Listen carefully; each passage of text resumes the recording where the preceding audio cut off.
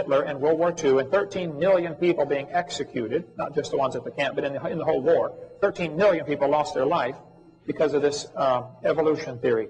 When the Olympics were held in Berlin, Germany, 1936, Jesse Owens won the most gold medals, and Hitler refused to shake his hand. Hitler walked out of the stadium because he thought he was an inferior animal.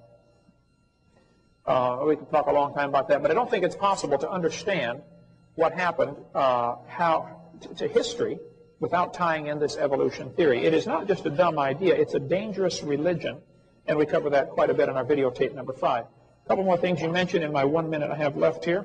Get all my notes here.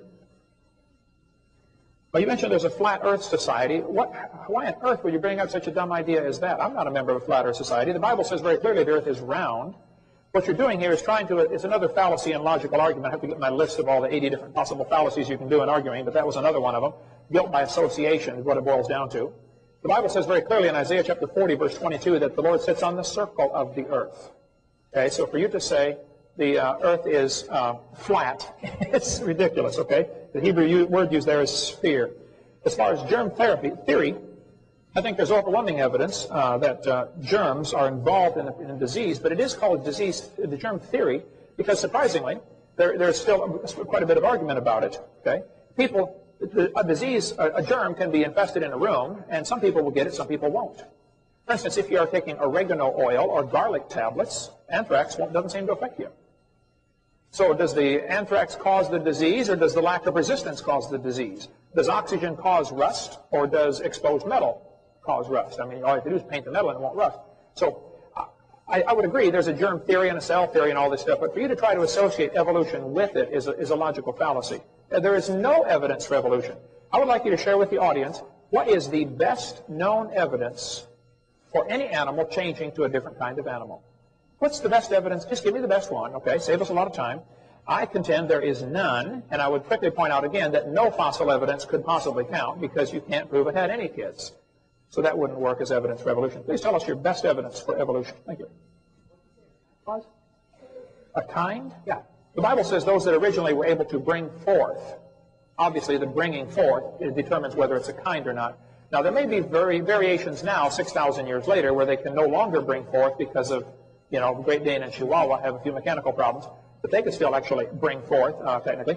So I'm not sure exactly where the original created kind was, where the boundaries are, and if I were asking the taxpayers to pay for my religion to be taught, the burden of proof would be on me to demonstrate where this is. I'm not asking the taxpayers to do that. You're asking the taxpayers to pay for your religion to be taught, so the burden of proof is on you today, not me. There was a... thank you. Go ahead.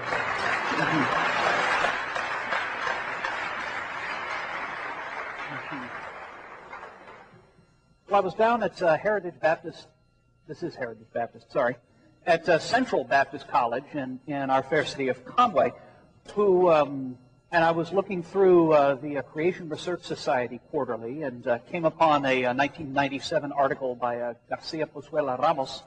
I might have gotten the name a little bit wrong, but it's something close to that. And it's 1997, in which he tried to apply definitions of exactly what kinds were and were not, specifically to the primates, reviewing various lines of evidence for what created kinds are and how we can define them for monkeys and apes.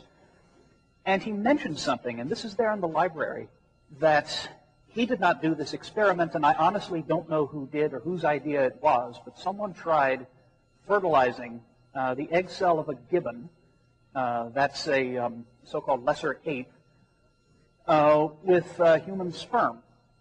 And were actually able to get the sperm to penetrate and initiate the beginning stages of fertilization. I don't know if the experiment got any farther than that. Frequently, the criterion that is used for defining a kind is interbreeding. And I remember a very entertaining presentation that Dr. Hovind gave last year, in which he pointed out that you can interbreed a horse with a donkey, you get a mule. You interbreed a zebra with a donkey, and you get a zonkey, and a zebra with a horse, and you get a zorse, and so on. But this, the idea that you can at least start the fertilization process between human and gibbon sort of worries me a bit. How would you respond to that? I don't want to know. No, it's fine. I prefer much prefer dialogue rather than 10 minutes each. I don't think you'll find many humans volunteering for this experiment. And probably very few gibbons, too. Okay. So I would quickly point out this doesn't happen in nature, okay? Secondly, it did not produce a fertile offspring. If there are similarities in DNA enough to initiate the process, that still means nothing, okay? Sometimes my computer will try to load a program and then fail. Okay, so it's not a success. But horses and donkeys do not produce fertile offspring well, yes, either. 1 out of 20,000 mules is fertile. Oh, Yeah. all right. It's pretty rare, but it does happen. But see, the fact that a horse and a jackass and a zebra are probably different, they're certainly different species, but they're obviously the same kind. I mean, any 5-year-old will tell you, they stand back and look, they're the same kind of animal. This is not the same kind as a turtle, for instance, okay? Yeah, I'm not sure exactly where the kind is, which is what I told you. And if I were asking the taxpayers to pay for my religion to be taught, the burden of proof would be on me to demonstrate this. But I'm not. All right. Well, on your, I confess to still a little bit of confusion here. Let me see if I can straighten this out. You mentioned that horses and donkeys perhaps should be considered the same kind because 1 in 20,000 mules is fertile. Since we haven't actually tested, as far as I know, I hope we haven't, 20,000 attempts at cross-fertilizing humans and apes.